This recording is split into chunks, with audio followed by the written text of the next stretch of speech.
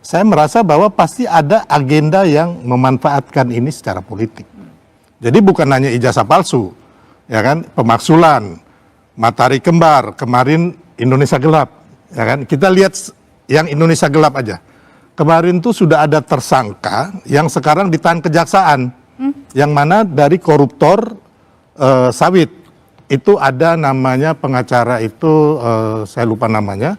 Dia udah memberikan ada aliran dananya itu kepada salah satu manajer pemberitaan salah satu TV. Seharusnya saya dilarang untuk tampil malam hari ini oleh tim kuasa hukum saya. Karena tidak pantas tampil dengan orang yang terpidana belum menjalani eksekusi. Jadi ini mumpung saya ada sudah waktunya, menjalani proses yang Anda tidak perlu tahu. Masuk Anda tahanannya tidak perlu tahu. Loh, nggak bisa. Nggak perlu tahu. Jelaskan Saya ke bukan publik. pejabat publik. Dia harusnya masuk tahanan 1 tahun 6 bulan. Saya sudah menjalani Mana? proses Kapan? itu. Kapan? Dan Jelaskan. kau tidak perlu tahu itu. Kau siapa? Loh, Nggak ada. mumpung ada jelaskan melalui Nggak Kompas bisa. TV, kapan Saya kamu masuk bukan penjara? penyelenggara negara. Kapan kamu masuk penjara? Lah itu saya sudah menjalani proses itu. Kapan? Mumpung ada Nggak waktu usah yang saya, bagus. saya nggak perlu jawab itu. Loh, berarti Nggak belum masuk perlu. penjara. Ini harus dieksekusi. Saya kita dengarkan dulu. Nggak, Mas saya Faisal. bukan seperti Dengarkan kamu dulu, Mas ya, Faisal. yang menipu Yes, masyarakat eksekusi. dengan Ya. pakai Ini apa, kursi Bang? roda nih. Iya, ya. Enggak ada Ya. hubungannya. Ini Dia kursi roda, dieksekusi harusnya. dia Masuk pakai penjara. kursi roda dan leher nih. Memang sakit Ini menipu gimana? masyarakat ini orang ini. Enggak. Ya, ketika Ya. mau diperiksa supaya Yang nggak bohong ditahan, siapa? pengecut Ya. dia. Jadi Mbak ini Ya, ini Oh, kalau yang dia pakai kursi roda, pertama pakai kursi roda, Bang. Waktu itu terkait stupa ini, minggu pertama itu pokoknya dia pakai kursi roda. Keluar-keluar lemas, sakit, Bang. Ya playing victim lah. Kawan ini kan jago, Bang. Jago ngibul, jago playing victim. Terus yang kedua, minggu keduanya dia pakai penopang leher. Jadi waktu itu, saya bisa buktikan bahwa dia pura-pura dia bohong. Karena apa? Yang menyuruh ataupun yang menganjurkan dia pakai kursi roda dan ikat leher ini adalah salah satu petinggi Polri, Bang. Kebetulan waktu itu ketemu saya di salah satu studio TV. Saya ada saksinya juga, teman-teman, waktu ngobrol. Dia ketawa-ketawa, dia bilang, wah, itu si Roy saya yang suruh tuh pakai kursi roda sama pakai penopang leher. Diperiksa sebagai tersangka dalam kasus dugaan penistaan agama, mantan Menpora Roy Suryo harus menggunakan kursi roda dan dipapah sejumlah asisten dan kuasa hukum. Diduga Roy Suryo kelelahan saat mengikuti proses pemeriksaan. Mantan Menpora Roy Suryo akhirnya selesai menjalani pemeriksaan selama 12 jam oleh penyidik Subdit Siber Ditreskrimsus Polda Metro Jaya. Penyidik menetapkan Roy Suryo sebagai tersangka dalam kasus dugaan penistaan agama. Roy Suryo keluar dengan menggunakan kursi roda serta dipapah oleh asisten dan kuasa hukum untuk menuju mobil. Menurut salah satu tim kuasa hukum, Roy Suryo diduga kelelahan saat mengikuti proses pemeriksaan. Jadi sebenarnya dia nggak ada masalah karena apa? Dia mau ikut acara. Jadi waktu setelah penopang leher itu saya lupa tanggalnya. 3 hari kemudian dia ikut acara Mercedes-Benz di Kemayoran, Bang. Pakai juga itu. Oh. Gitu Tapi kan masih takut. sempat-sempat Iya kan kalau nggak kan sudah ditahan. Kalau nggak pakai itu kan pasti ditahan, Bang. Ditahan. Gitu loh. Oh. Ini untuk menghindari ditahan, ya kan? Pakailah kursi roda, pakailah penopang leher. Jadi ini memang manusia playing victim bener, dan memang tukang putar balik gitu loh, ya kan? Jadi, tapi kembali lagi banyak masyarakat juga, sebagian kecil masyarakat percaya dia konyol juga gitu loh. ini mau spin. Jadi Yang aku bilang sebentar, kau, Mas Roy. Suryo. Divonis 1 tahun 6 bulan dan belum Loh, menjalani sekarang putusan. saya bebas kemanapun setelah Mana? saya selesai Oke, tunggu menjalani dari proses kejaksaan. itu. Oke, kita dengarkan dulu. Bang Yang jelas satu lagi, Mbak. Saya langsung nyambung ya, daripada ngomongin dia tunggu aja masuk penjaranya. Oh, Ya. nggak mungkin. Gini, tunggu aja ya. Tapi yang jelas apa yang dia katakan jelas banget tadi, Partai Biru itu bohong besar. Ya, tidak ada satupun. Di sini nanti ada Pak Syarif Hasan. Oke. Ini clear banget menjelaskan. Saya sangat hormat kepada mantan partai saya. Dan meskipun saya pernah di partai itu, saya pamit baik-baik dari pamit itu, surat baik. Dan saya tidak pernah ada orang yang saya mengkhianati partai saya. Enggak dulu. Jadi Ya. artinya bukan ada dalam Sama sekali biru-biru nggak ada. itu di balik Anda? Pak Jokowi pun itu tidak menyebut warna loh ya. Pak Jokowi pun tidak menyebut. Dia tiba-tiba nyeletuk aja, cuk, warna biru. Ini konyol banget orang ini ya. Jadi Apakah dia saya harus ngomong masuk. biru itu Demokrat atau Pak SBY? Lah, ya Anda sudah, ini ngaco. Ya enggak ngaco. Saya Harus nggak masuk pernah penjara dulu ngomong, dah dia. nggak pernah Ya. ngomong Demokrat, Ya, oke. Mas Ya, Ahaye nggak atau Pak apa-apa. SBY. Oke, sabar Bapak-bapak. Ngawur ini orang. Oke. Harus masuk penjara ya kayak gini. Oke. Kamu Ada yang udah Segera ya, masuk penjara. putusannya, ya. Mahkamah Agung kasasi dia sudah putus. Ini Anda lihat benar ada orang tidak pantas hukum Nah. saat hukum. Jadi mau minta maaf kepada Pak JK, kita hormat tapi tidak mengurangi hukumannya. Oke, Tidak bentar. Saya sudah melakukan proses itu. Kapan? Ya, Kapan? Sebutkan saya bilang aja. kamu. Jujur kapan? Sebutkan Dan aja. saya dengan Pak JK itu, ya. Belum ada. Saya dan Pak JK sebutkan Pak Oke, JK ini ini kita- udah berdamai. Tahunnya kapan? Oke. Kalau belum ada berarti belum masuk penjara. Oke. Makanya dia kan harus belajar lagi bahasa Indonesia yang baik dan benar. Makanya supaya jangan menyanyikan Indonesia Raya salah Ini lagi. ngaco lagi. Saya nggak ada, saya saya balik ke nggak ada substansi. ngomong Masuk Pak penjara dulu SBY deh. atau Demokrat Kejaksaan Negeri, atau tolong Pak orangnya ada Ahaye. di sini, Nggak tolong ada, dieksekusi. gitu loh.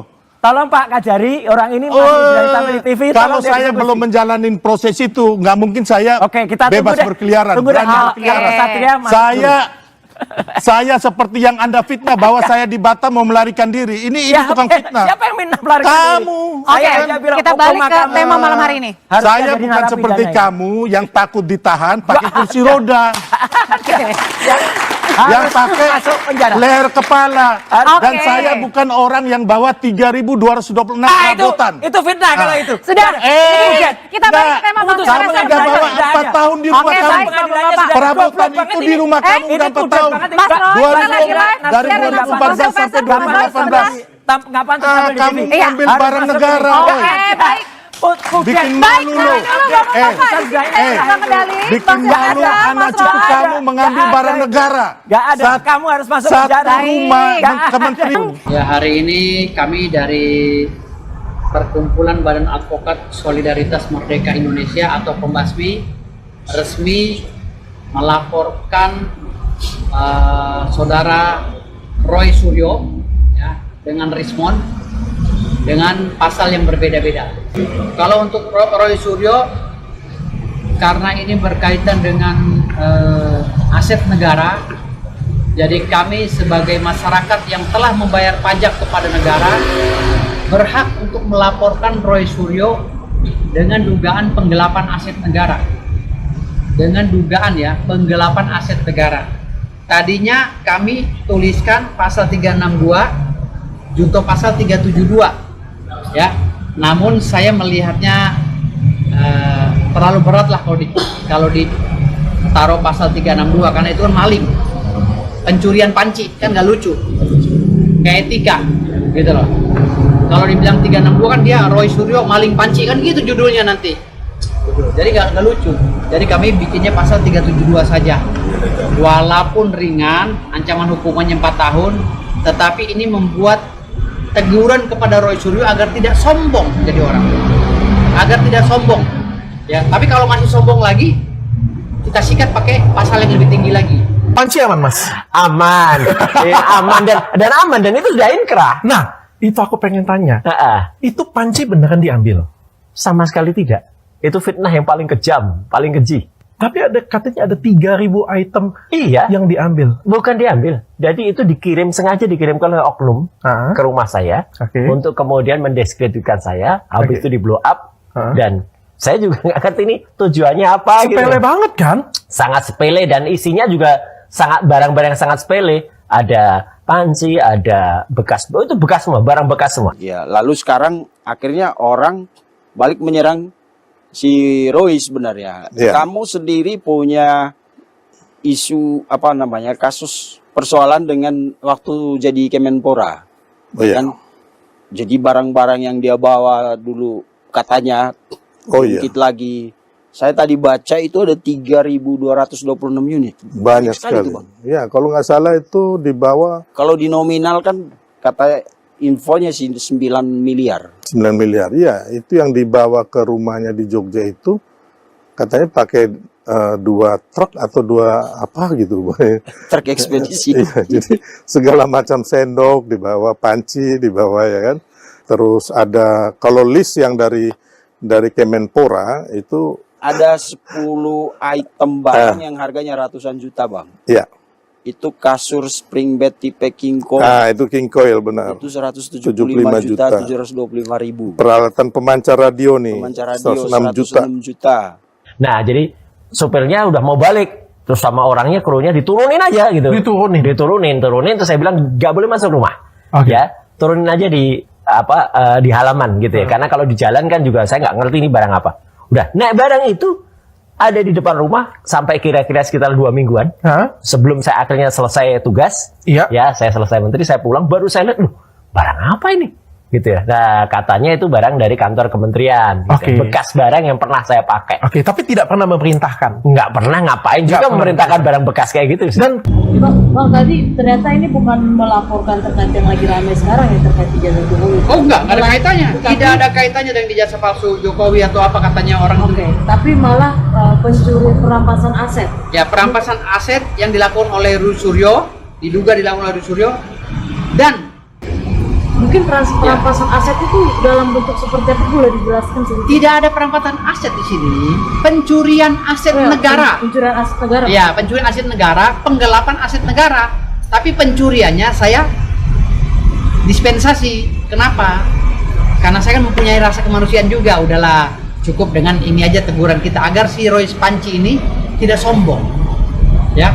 Kalau saya masukkan pasal 372 dan 362 dan 372 pencurian dan penggelapan, nanti timbulnya isu yang beredar Roy Suryo maling panci, walaupun kenyataannya memang diduga benar kan gitu.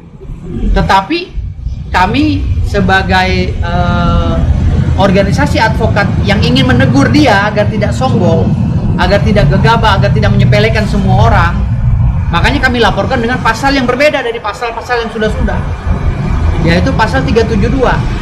Kalau dia kurang ajar, akan kami naik lagi ke pasal lain yang lebih tinggi. Surat permintaan pengembalian inventaris Kemenpora kepada Roy Suryo selaku mantan Menteri Pemuda dan Olahraga beredar di media sosial. Roy Suryo dianggap masih belum mengembalikan sebagian besar peralatan yang dibeli menggunakan APBN. Surat tertanggal 1 Mei 2018 dengan Kop Kementerian Pemuda dan Olahraga Republik Indonesia untuk mantan Menpora Roy Suryo ini seharusnya bersifat rahasia dan hanya dapat diakses secara internal. Namun kini tersebar dan jadi perbincangan umum. Dilansir dari cnnindonesia.com, Roy Suryo menyebut surat penagihan itu fitnah. Ia menyebut ini menjadi strategi untuk menjatuhkan nama baik dan martabatnya jelang Pilpres 2019. Sementara, Kemenpora membantah isu hoax dan mengaku sudah mengirimkan surat serupa sebanyak 3 kali sejak 2 tahun lalu. Bertanda tangan Sekretaris Kemenpora Gatot S. Dewa Broto, surat pribadi ini meminta Roy Suryo mengembalikan 3.226 barang milik negara selepas dari jabatan Menpora Kabinet Indonesia Bersatu Jilid 2. Lalu ada lensa Nikon. Lensa kamera Nikon ya, 94 juta. Lensa kamera tipe Akam lens itu harganya 80 juta. Terus ada meja rapat di bawah, gimana caranya? 70, ini yang tertulis di sini ya. Ini meja rapat loh di bawah, 70.400.000. Karpet Turki, wassalam, di Fatmawati banyak bang karpet Turki bang. Harganya karpet Turki itu 69.480.000. Televisi merek Sony 62 juta, itu gedenya kayak pintu studio kita kali ya. Itu. Lalu kamera digital tipe Divisoni, wah 53 juta. Lalu kamera Nikon, lensa, ini puluhan sampai ratusan juta semua. Ya, jadi ini yang tercatat 10 item. Sementara di pemberitaan itu ada skuter juga yang itu buat itu ya, skuter itu. Oh, ini ada di unit kamera itu. drone.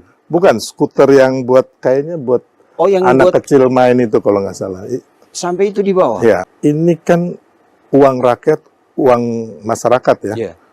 Kenapa seenaknya gitu loh, Kementerian Olahraga juga membelikan barang-barang yang mahal ini. Terus kalau kita lihat juga yang saya dengar itu nilainya kan 9 miliar 9 tadi. miliar. Terus selama 4 tahun tuh sudah di rumahnya Roy Suryo di Jogja. Iya. Ya kan? Jadi Kemenpora itu menyurati 2018. 1 Mei 2018. Betul. Ya kan? Berarti kan dia kira-kira Dia itu purna tugas itu 20 sekitar Oktober. 2014. Ya. 20 Oktober 20 pelantikan presiden ya kalau presiden. kita lihat ya. Ya. Berarti kan 20 Oktober 2014. Berarti ada tenggang waktu 4 tahun barang ini di rumahnya dia di Jogja. Sementara itu, Kemenpora mengakui Roy Suryo telah mengembalikan sebagian aset negara tahun 2016 silam dengan nilai 500 juta rupiah. Namun menurut catatan Badan Pemeriksaan Keuangan masih ada 3.000 barang milik negara yang dianggap belum dikembalikan. Tak ingin terus berpolemik, Kemenpora akan berusaha melakukan mediasi dengan pihak Roy Suryo.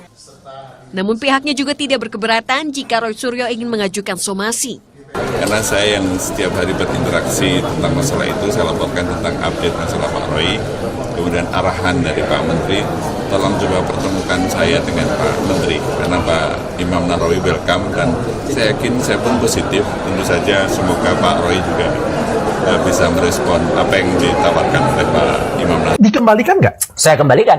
Kalau kembalikan kan ada berita acaranya. Ada. Semua Kenapa Mas Roy Suryo tidak terbuka kayak gitu punya? Udah terbuka. Jadi ketika dikembalikan, ada semua itu pemberi. Cuman waktu itu memang orang yang mengkhianati saya, orang yang berniat menjerumuskan saya, itu kayaknya udah ya zaman sekarang mungkin biasa ya, udah beli media. Jadi klarifikasi saya tuh nggak muncul gitu ya. Makanya itu apa artinya? Itu apakah sekedar memindahkan atau orang salah memindahkan? Maksudnya si Roy kan ngomong katanya ada pihak dari Kemenpora memfitnah dia dengan menyuruh orang memindahkan, membawa barang ini 2 truk ke rumah dia tanpa sepengetahuan dia. Tujuannya apa? Ya kalau selama 4 tahun begitu Didiam. Iya kan, barang itu di rumah dia gimana? 4 tahun itu kalau misalnya tadi dia dijebak di ini orang Kemenpora untuk bawa barang itu ke sana, masa 4 tahun didiam? Ya harusnya dia menuntut dong orang itu, ya kan? Tapi ini nunggu sekretariat siapa waktu itu? Dewa Broto lah, Dewa Broto. Itu sekretariat Kemenpora zaman Imam Nahrawi kalau Imam Nahrawi, ya. Sampai dia menyurati 2018. Ya, sebelumnya 2016 juga udah ada mereka menyurati. Ya, ada 2016. Nggak digubris kan? Nggak digubris. Bahkan akhirnya ada dari Partai Demokrat mengatakan bahwa suruh si Roy dalam hal ini Pak Sarif Hasan untuk mengembalikan barang-barang itu. Ada itu. Insya Allah kebenaran akan terbukti dan kita percaya Tuhan Yang Maha Kuasa, Allah Subhanahu Wa Taala di belakang kami, bukan siapa-siapa. Jadi bukan ada siapa-siapa. Enggak, kita terpercaya kepada yang di atas. Tapi Mas Roy sendiri nggak takut kalau Anda tetap berjuang ke depan ini untuk... Kalau memang kita benar, kenapa takut? Tapi kalau memang Anda takut, nggak usah berani. Oke. Gitu deh. Jadi kita berani karena benar. Oke, tapi Anda tetap yakin bahwa Anda tidak berdiri di belakang siapa-siapa orang besar itu di balik isu-isu ini? Tidak ada, makanya kami nanti ilmiah dan insya Allah saya, Dr. Resmond dan Dr. Iva akan membuat white paper ya, kira-kira nanti 500 halaman. Isinya mulai dari penelitian kami tujuannya apa dan itu pure science sampai dengan selesai dan perkara itu akan dibahas, akan ada yang memanfaatkan, itu lain. Meskipun sampai sekarang sudah di tahap penyidikan? Oh ya nggak ada masalah, toh nanti itu juga bisa berjalan dan tunggu saja penyidikannya sampai mana. Oke, Bang Silvester, kalau menurut Anda sendiri, apakah Anda juga akan menyebut nih siapa di balik orang besar dari Mas Roy sendiri yang Mas Roy tadi sudah declare tidak ada siapa-siapa? Ya biasanya kayak waktu kita lihat waktu tahun 66, 98, akhirnya kan isu-isu itu kan diproklamirkan ya siapa dalangnya, aliran dananya apa semua, bahkan dari zaman waktu penggulingan Bung Karno ya itu CIA akhirnya merilis lah itu yang kita tahu. Dan kemarin juga sebenarnya sudah ada bukti waktu Indonesia Gelap itu sudah ada aliran dana, sudah ada yang mengalirkan dananya ini ditahan di Kejaksaan Agung sekarang, itu udah clear gitu loh. Jadi kalau umpamanya ini nggak dimanfaatkan orang, ya silakan aja Mas Roy membantah, ya saya pun boleh bicara gitu loh, ya kan? Ini demokrasi gitu loh. Tapi intinya menurut saya, apa yang mengenai pemaksulan itu, 4 faktor yang dikatakan itu sampai sekarang faktor-faktor ini 0. Kenapa? Tidak didasarkan oleh dasar-dasar konstitusi yang benar nih, ya kan? Mulai kelayakan Mas Gibran, nah ini kan nggak benar juga, ya kan? Terus masalah pelanggaran konstitusi, ini pun udah nggak benar, ya kan? Termasuk isu Fufufafa, ini pun nggak benar, karena nggak ada pengadilan yang membuktikan, gitu loh. Ya, jadi ini clear. Terus yang keempat adalah korupsi Pak Jokowi, dan ini kan nggak ada. Itu ijazah apa namanya? Tapi menurut Anda sendiri orang-orang ini sama nggak yang kalau kata Bang Fadila satu paket nih. Nah, tadi kan mereka udah konferensi pers. Termasuk Mas Roy nih? Ya satu paket katanya Fadila. Kalau dia bantah ya terserah mereka gitu loh. Saya kan hanya mengucapkan kembali apa kata Fadila. Dan pemirsa, berikut beberapa barang yang belum dikembalikan oleh mantan Menpora Roy Suryo.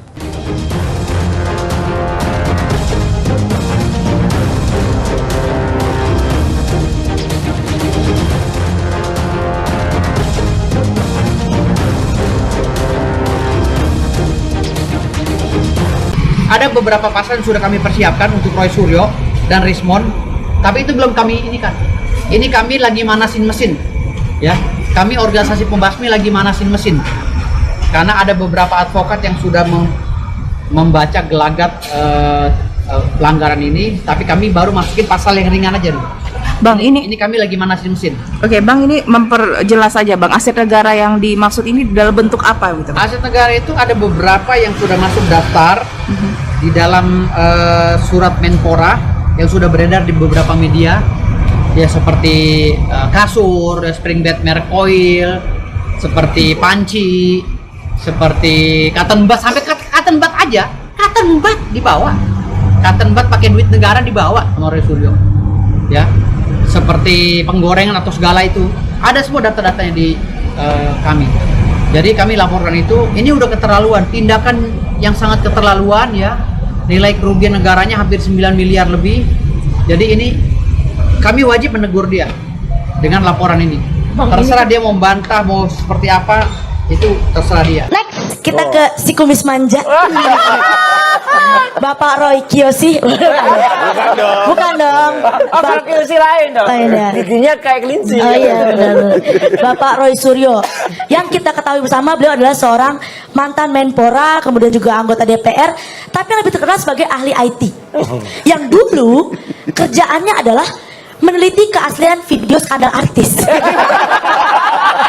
Pak, sebelum diteliti pasti ditonton dulu dong. Oh iya. Dan satu lagi yang intrik dengan Pak Roy Suryo adalah ketika beliau tidak hafal atau salah lirik dalam menyanyikan lagu Indonesia Raya. Ya. Betul Pak. Kalau kebanyakan nonton video begituan suka merusak selera.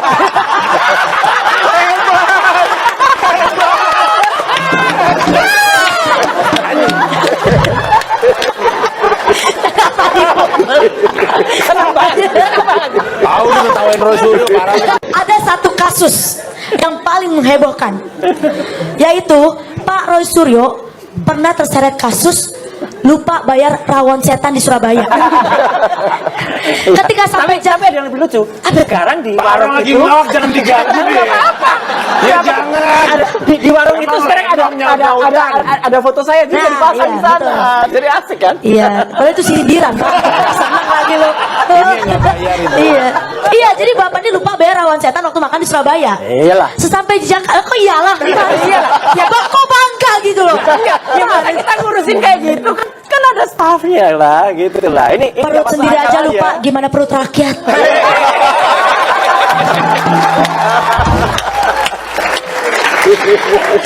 Namanya juga di traktor, tahu yang traktor lupa, yang kena kita. Alasan, emang gitu anggota DPR mau banyak alasan.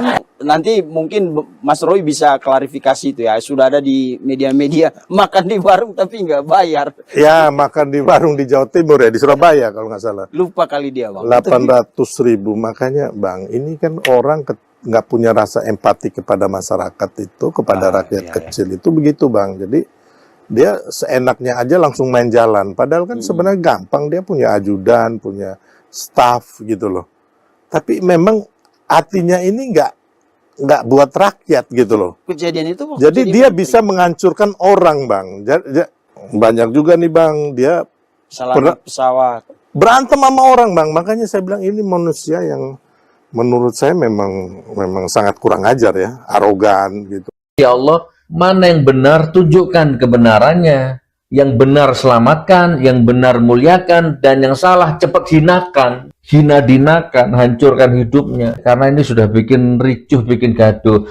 Termasuk Bang Rismon CS dan teman-teman, kalau yang salah, ya hancurkan cepat hidupnya kan gitu. Rice cooker dan lain sebagainya.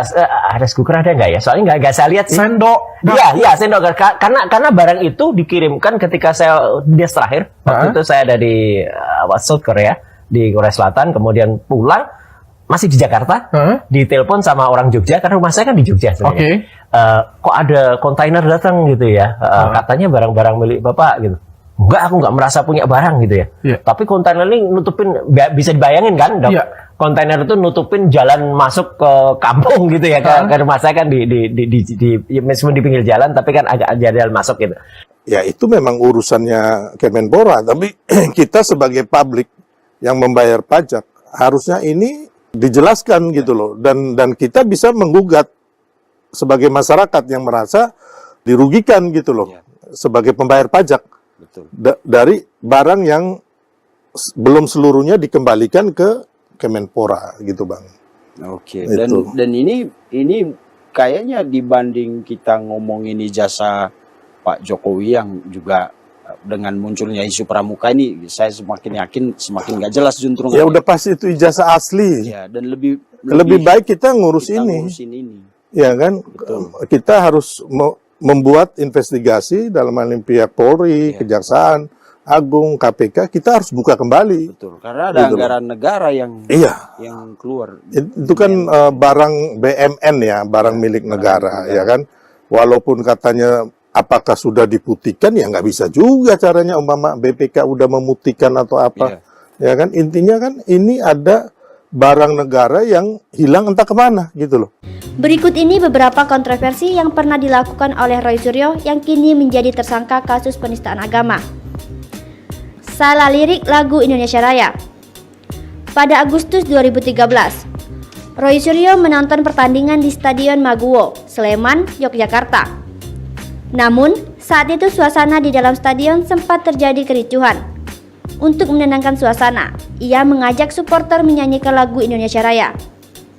Namun, tidak disangka, Roy Suryo yang saat itu menjabat sebagai Menpora salah lirik saat menyanyikan lagu Indonesia Raya.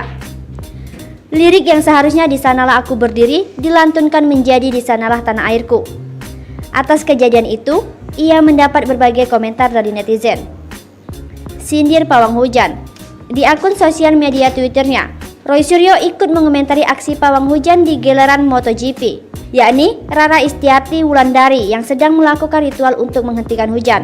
Mantan Menpora ini ikut nimbrung dengan menuliskan cuitan yang berisi, "Ini juga lucu, lebih dirasakan rakyat." Diminta kembalikan aset negara.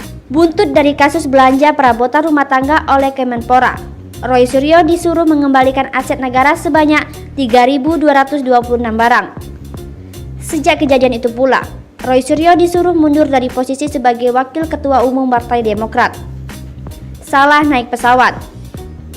Roy Suryo pernah salah naik pesawat, lantaran ia salah melihat jadwal.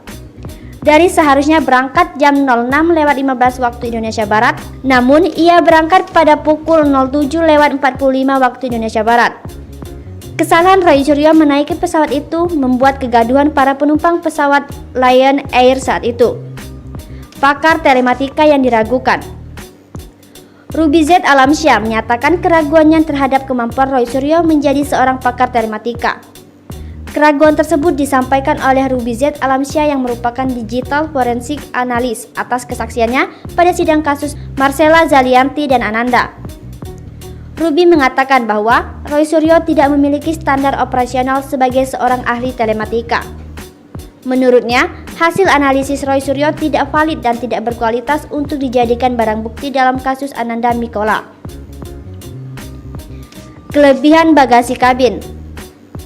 Selain pernah salah naik pesawat, ternyata Roy Suryo juga pernah melakukan pelanggaran aturan muatan bagasi kabin pada saat ingin melakukan penerbangan dari Yogyakarta ke Jakarta. Pada tanggal 20 Oktober 2013, Roy Suryo membawa 6 tas ke kabin pesawat, padahal aturannya hanya boleh membawa 2 tas. Tak terima julukan Dewa Panci. Dua orang buzzer yakni Kuntadi dan Mas Zoprai dilaporkan oleh Roy Suryo ke Polda Metro Jaya. Hal ini karena Roy Suryo tidak diterima dirinya dijuluki sebagai Dewa Panci. Dirinya merasa telah difitnah oleh dua orang buzzer tersebut. Potongan video kemenang. Pada Februari 2022, Roy Suryo dilaporkan ke polisi lantaran telah memotong video Menteri Agama Republik Indonesia Yakut Khalil Qounas yang menjelaskan mengenai volume toa masjid. Akibat perbuatannya itu, mantan Menpora ini dilaporkan ke pihak berwajib oleh beberapa elemen masyarakat atas tuduhan membuat kegaduhan di masyarakat. Penistaan agama. Kontroversi terakhir yang dilakukan oleh Roy Suryo adalah dirinya terjerat kasus penistaan agama yang menyebabkan dirinya ditetapkan sebagai tersangka oleh Polda Metro Jaya. Terus masalah ijazah palsu ini menurut saya sudah game over. Tuduhan ijazah palsunya, ya kembali lagi. Kenapa? Yang di Bareskrim udah dihentikan, ya kan? Gugatan dari atau Dumas dari PPU. Terus yang kedua, gugatan di PN Solo pun sudah ditolak atau NO, ya kan? Tinggal dan bahkan 2 tahun lalu gugatan juga mengenai ijazah palsu itu juga ditolak atau NO juga. Bahkan yang menuduh ijazah palsu yaitu Bambang Tri dan juga Gus Nur sudah dipenjara. Karena apa? Karena fitnahan yang mereka. Yang belum game over artinya tinggal penyidikan di Polda Metro Jaya. Yang salah satunya adalah namanya ya Bapak ini. Gitu loh. Ya itu kan kasus yang lain, kasus pencemaran yang aneh. Perkara pokoknya pencemaran dan fitnah itu karena ada tuduhan ijazahnya aja itu harus terbukti dulu. Udah game over katanya Mas Roy. Ya kalau masalah ijazah tuduhan itu udah selesai. Karena sampai saat ini mereka tidak bisa membuktikan ijazah itu palsu. Iya konyol ini. Sampai saat ini nih per hari ini tidak ada bukti yang menyatakan ijazah itu palsu. Ya nanti ada. Tapi kalau pelaporan Pak Jokowi dan juga relawan dan juga Peradi Bersatu mengenai isu fitnah, pencemaran nama baik, pelanggaran undang-undang ITE, penghasutan, itu sekarang ini udah naik sidik di Polda Metro Jaya. Tinggal menunggu pengumuman tersangka. Ya kelihatannya begitu. Ya semua orang kemarin juga sama Mbak Audrey. Semua orang kemarin, oh Tom Lembong salah. Kemudian Hasto juga salah. Tapi sekali lagi, Tuhan Yang Maha Kuasa kan memberikan jalannya. Jadi kita tunggu aja. Oke. Gitu. Ya, itu kan kewenangan dari presiden ya, abolisi, amnesti, itu jalan-jalan ceritanya. Tapi kalau kita melihat kembali lagi secara konstruksi hukumnya, yang terjadi itu tudingan ijazah palsu itu sudah pernah ada kejadian yang dipenjarakan. Dan kita semua yang menjalankan juga eksekusinya. Tapi kalau soal dalangnya Bang Silverto sampai dengan sekarang ini masih yakin bahwa emang ada orang besar di dalamnya? Pasti ada yang memanfaatkan ini secara politik. Bang, ini kan bisa dibilang juga menurut saya ini juga seperti Victoria Kasur, Cotton Bud, bahkan seberapa yakin Bang Firdaus dan teman-teman bisa menjebloskan Roy Suryo? Kalau kami ini kan menganut ajas presumption of innocence, ajas praduga tak bersalah. Jadi kami tidak bisa meyakini netizen atau masyarakat bahwa Roy Suryo bisa kami penjarakan dengan pasal ini. Biarkan saja itu bergulir. Karena saya bilang tadi ada 4 pasal yang lagi menunggu mereka. Ini pasal yang rendah dulu kami kasih. Ini pasal yang rendah dulu, ya. Kalau saya buka nih 3 pasal lagi nanti geger Indonesia. Jadi saya kasih dulu tipis-tipis ini. Saya lihat dia masih sombong apa enggak.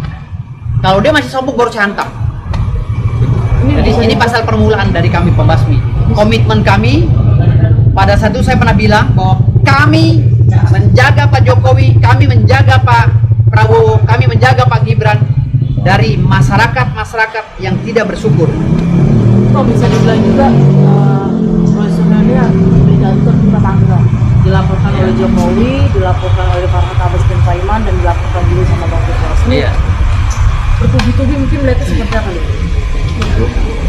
Ya karena ini kan kesombongan orang yang tidak menghargai jerih payah pejabat yang sudah 10 tahun membangun bangsa ini.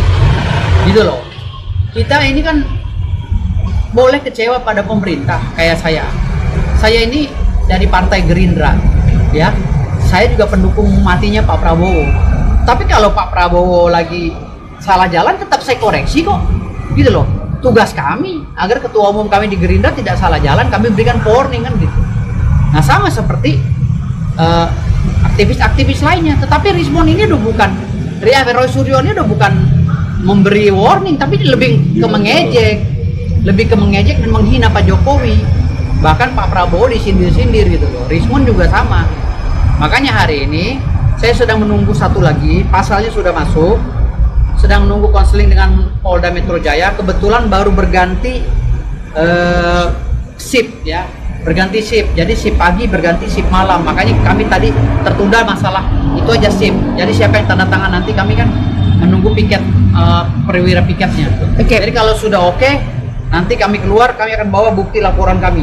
Jadi tahun 2019 ya. Itu sebenarnya perkara itu sudah inkrah di Pengadilan Negeri Jakarta Selatan. Nanti saya kirim apa buktinya dari Jakarta Selatan. Jadi artinya itu sudah inkrah. Tapi sedikit sekali atau bahkan nyaris tidak ada yang memberitakan. Yang bicara mengatakan orang besar itu siapa? Jokowi kan? Tanya ke Jokowi. Jokowi bisa nggak nunjuk orang besar itu siapa? Kalau dia nggak bisa nunjuk orang besar itu siapa, dia memecah belah bangsa.